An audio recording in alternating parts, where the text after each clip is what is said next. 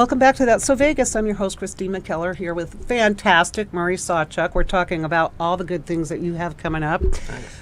The Masters are... That's right. You say it, because I'm not going to say it. Massive Illusion. Thank you. Yeah. That's coming up next week. What I'm really fascinated with, and I love a lot of things I admire about you, but you also have this business acumen, and we were talking about how Murray has made some real magic with over 300 million viewers on your YouTube channel. Mm-hmm. And the concept is it's not the man in the street, it's out pranking people with magic. Mm-hmm. And what blows my mind, I've been playing with YouTube myself for 6 years, but you have to brand yourself, as you were saying. Also, your demographics are important, knowing who to tag and how to, it's kind of like putting yourself in a niche, isn't it? A niche. Sure.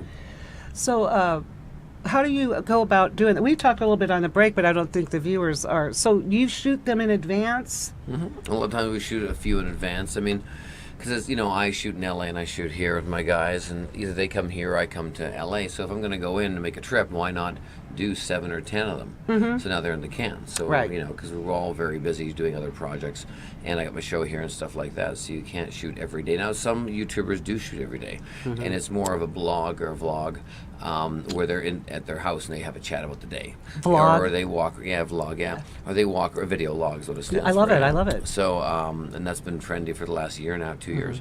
And people do it, or they walk around the camera and they shoot their day in the life of. And it does very well as well. But it's a daily one. It's a lot of work, but it's really, Do you post, how often do you post a new? Usually one a week. One a week, Yeah, one okay. a week. And it goes on Facebook, also goes on YouTube, and then other sites will share it and stuff like that. Because as you're well, still so. Performing here. Yeah, How 5 many days a week. 5 days a Hollywood, week. Yeah, that's quite a lot to put on your plate. Yeah. Your demo, what would you say your demo is? I know what mine is, but My demographic depends where I'm at. Well, I'm on History Channel. My demographic on that is from 18 to 55, 60. On YouTube, the demographic there is 18 to 35. oh, it's a younger demographic. Yes, much, much younger. Although I do see more and more people turning more to internet streaming TV. Sure. The concept here, and not to keep plugging the station, but I love it. I just love this whole streaming seamlessly into the internet. You can actually stream it on Netflix onto your home TV. That's right, yeah. So people, I think the way I describe it to people is when they say, "What do you mean internet TV?" I say, "Think of Netflix." People really don't realize that they're streaming in the internet through Netflix. For some reason, they still think because they have that cord up there, the cable. Sure. Where do you think all this is going to go? But from YouTube to what? Or just think that's it? It's not going to... Yeah, I mean, it's at the point where now that's where we're at, meaning we can stream, we can control our own viewership, we can do our own channel. It takes it out of the hands of a very few people that control the TV industry, like, the music industry. That was a big change once the internet came around.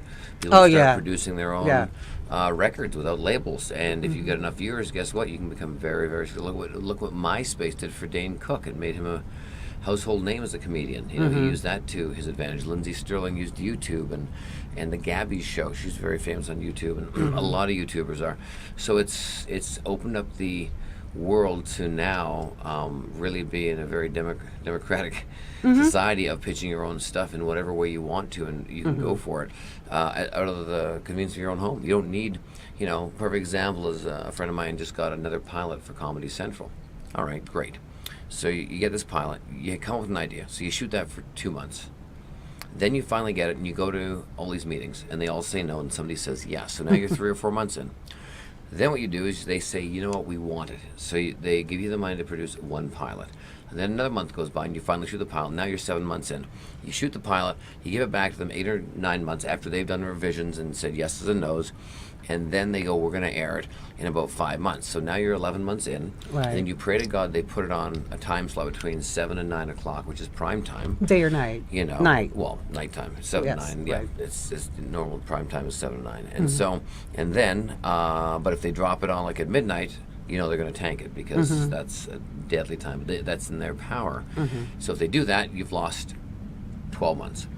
If they put it 7 to 9, now you're praying that the viewership is high enough that they give you a series of 6, 13 episodes, 26 episodes. And usually, if you have 800,000 to 1.5 million viewers, that's pretty good for a TV show, but it all depends on what their track record of viewership is. So say it's like I believe Masters gets like 2.8 million viewers per episode. Could be up or down a little bit. Don't quote me exactly on that. So it gets 2.8 million viewers. So I just told you, they gotta come up with the idea, pitch it. Somebody has to finally buy it, say yes. Then they give you the money to make the pilot. Once you make the pilot, then you get an airtime. You hope it airs, and at that point, you hope somebody picks the thing up, and it's 12 months away. I shot my first video with these viral guys, Seth Leach.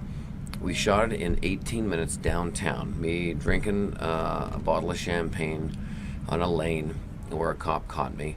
I vanished the bottle. I saw that one. And then I walked away, and I made the bottle appear again.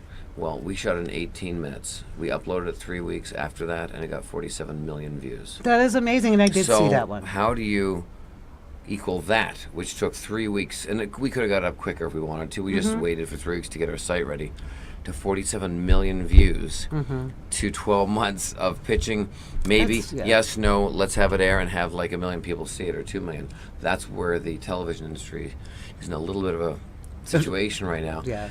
Because these kids are now running the internet, because they're finding viewers, and they're finding a lot of people watching them, and now, and the cell phone has a lot to do with it, because look out as the technology with our cell phones. I mean, I can pick mine up, hit YouTube, watch it just as well as if I was sitting in my home. Yep. So the vehicles have even improved as far as internet goes. Again, like from 6 years ago when I did these little vignettes on YouTube and couldn't figure out. Now, for some viewers who I'm sure maybe are thinking of doing their own little YouTube channel, or what do you call it, a vlog? Vlog, yeah. A vlog. Video log, yeah. You can track how many viewers you get with an analytics, like Google Analytics. So when you that's how you're keeping track of your 300 million viewers. And do you do that on Facebook as well? You do Facebook, YouTube, all the social media So it will platforms. track everything that you're doing. Yeah. Wow. Were you going to do anything aside from like YouTube or your show? I mean, you're always so creative. I wouldn't be surprised if you started doing drone something. Yeah, I know, right? Well, no. It's. I mean, right now that's where it's at. You know what I mean? I got my show on the Las Vegas Strip. We've been lucky enough to have over 300 million views in 5 months on the internet. You know, And you had the CW for the third. And I'm on third season of CW on TV, and I'm still on Pawn Stars, which is in 135 countries. Yeah, that's airing. very popular. So I'm in a really good place right now, so I can't complain. I don't, you know, there's so many other, I don't know how many more other avenues there are of entertainment. You know, I tour, I have my show on the Strip, I'm on the internet, and I'm on TV. So do you have a little musical background, though? I think we've discussed I gave that up when I was 16. Yeah, I think every kid plays music in high school, and you make a decision whether you want to keep it or not. Right, You know? and you picked magic. Yeah, well, at 16, I thought, well, magic's this, and this is this, and, and I went with magic, you know what I mean? But yeah, I played music for a while, and danced, and played soccer and baseball, like everyone does, all sorts of things, Right. And you pick up your main thing and kind of go with it, So. And now you've become an aficionado of LA, right? We were saying that you're going back and forth. You really like it down there. Yeah, I've been doing that for 14 years now, since I've been in Vegas. And I go 2 to 4 times a week. I go back and forth. So it is your second home. Yeah. More or less. Well, you want to be on TV, you got to go where TV is. You got to go to LA. I always say, I've told so many young people this. People come here to Vegas, want to be young people who want to be singers and want to be singing stars. I'm like, well, Vegas is not the place to become a singing star worldwide. Because to be a singing star worldwide, you have to have a hit song.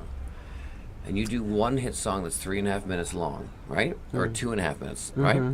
And all you got to do is get it popular. And guess what? Sit back, and just like YouTube, every country in the world has it. Right. So you got to be in LA, Nashville, maybe New York. But those are the music areas where you really, Atlanta, Georgia, where the hub for music is. So if you really want to do that, and then you can come back to Vegas and sell out the Mandalay Bay. There you go. Yeah, so it's a little reverse. They come with stars and... Sure, there's work here. There's work here. But if you want to be a star as a singer, you got to, reach for the stars. Yeah, that's true. Like Dance with the Stars, but reach for the stars. I could talk for more hours about this, because I'm actually really learning more and more from you about this YouTube thing, and I'm on the same page as you are. That this is it, state-of-the-art streaming, and we're streaming as we speak all over the world. Yes, I feel it. Do you feel the stream? I feel it's nice. I appreciate that. It feels really good. Well, it's good to have you back on the show. Thanks for having me. And every time I see you, there's just new developments and everything. I love it. It's all growth, and it's all so Vegas, isn't it? We'll be right back. Don't go away. I have 2 more special guests coming up after this break. Have a good day.